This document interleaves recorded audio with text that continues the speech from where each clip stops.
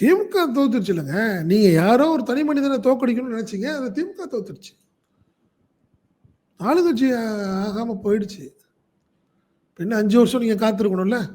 நீங்க சீனியர் எல்லாமே கிட்டத்தட்ட எல்லாமே 70 பிளஸ் ஆயிட்டீங்க. 75 பிளஸ் ஆயிட்டீங்க. 80 பிளஸ் ஆயிட்டீங்க. எவ்வளோ நாள் என்ன பண்ண போறீங்க? இன்னும் அடுத்த 5 வருஷத்துல நீங்க இருக்க போறீங்களா? இருக்க போறது இல்லையே. பட் என்ன நெனைக்கிறீங்க? நாங்க இருக்கிற வரைக்கும் இருக்கட்டும், அப்புறம் கட்சி அழியட்டும்னு நெனைக்கிறீங்களா? அப்படிங்கிறது அவங்களுடைய இளைஞரா இப்ப இருக்கிறவங்க, புதுசா வர்றவங்க, அவங்களுடைய ஏக்கம் அதுதான். ஓ! நீங்க போறப்பயே கட்சிலாம் அழிச்சுட்டு அப்படியே போயிரணும். நம்ம இருக்கிற வரைக்கும் திமுக இருந்துச்சு. நம்ம ஆட்சி வந்தோம். நம்ம அமைச்சரா இருந்தோம். இனிமே என்ன நம்ம அமைச்சராக போறதில்ல. நம்மளுக்கு வாய்ப்பு இல்ல. விடு அப்படின்னு போயிட்டீங்களா? அப்படி இருந்தா எப்படி இருக்கும்? சரியா இருக்காதுல்ல. ஓ! சி தலைமை அதே இந்த போல விஷயத்த சார், இந்த கடந்த தேர்தல் தோல்வியில இன்னொரு முக்கியமான ஒரு விஷயம் பார்க்கப்படுறது, ஆ வெகுவாக தமிழக வெற்றிக் கழகம் இளைஞர்கள வந்து ஈர்த்ததுல வந்து சோசியல் மீடியாவோட பங்களிப்பு.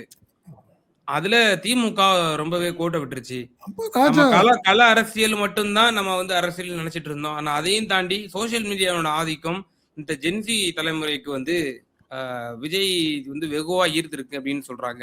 இப்ப அதை ஐடி எப்படி ஸ்ட்ராட்டஜைஸ் ஐடி பண்ணி ஒர்க் ஐடி சரியா பண்ணலங்க. டிஎம்கே ஐடி விங்க பெரிய லெவல்ல எதிர்பார்த்துட்டு இருந்தாங்க. ஒண்ணும் பண்ணலையே அதுல. அவங்க சாதாரணமா அலட்சியமா ஒரு மீட்டிங் போட்டாங்க, வந்தாங்க, அப்படி பண்ணோம், இப்படி பண்ணோம்ன்னு சொன்னாங்க. ஒண்ணுமே இல்லையே. டிஎம்கே தான் பெரிய ஐடி விங் ரொம்ப ஸ்ட்ராங்குன்னு சொல்லுவாங்க. சைலண்டா இருந்து டிவிக்கு சக்சஸ் பண்ணிடுச்சே. 2 வருஷமா ஒர்க் பண்ணியிருக்காங்க அவங்க. எப்படி பண்ண போறோம்? இந்த எலக்ஷனுக்கான எலக்ஷன் எப்படி? ஸ்ட்ராட்டஜி என்ன? அப்படின்னு வந்துட்டு இதில பொறுப்பேத்து கண்டிப்பா இவரு டிஆர்வி ராஜாவும் அதில வந்து அவருக்கும் அதில பங்கு இருக்கு. அவர் தான் பண்ணியிருக்கணும் அதில. நீங்க டிவிக்கோட வெற்றிக்கு காரணம் சோசியல் மீடியா, ஐடி அப்படின்னு பார்த்தீங்கன்னா, டிஎம்கே ஐடி என்ன ஆச்சு? என்ன பண்ணீங்க? ஃப்ளா என்ன? என்ன காரணம் அதில? ஏதோ ஒண்ணு தப்பு நடந்திருக்குல்ல. ஸோ, அதுலயும் ஏதோ ஒரு பாலிடிக்ஸ் நடந்திருக்கு அதுல. அப்படித்தானே அர்த்தம். கண்டிப்பா அங்க இருந்த ஒரு 10 நிர்வாகியா, 20 நிர்வாகில ஒரு 2, 3 பேருக்காவது விஷயம் தெரிஞ்சிருக்கும். டிவிக்கே இந்த மாரி போகுது.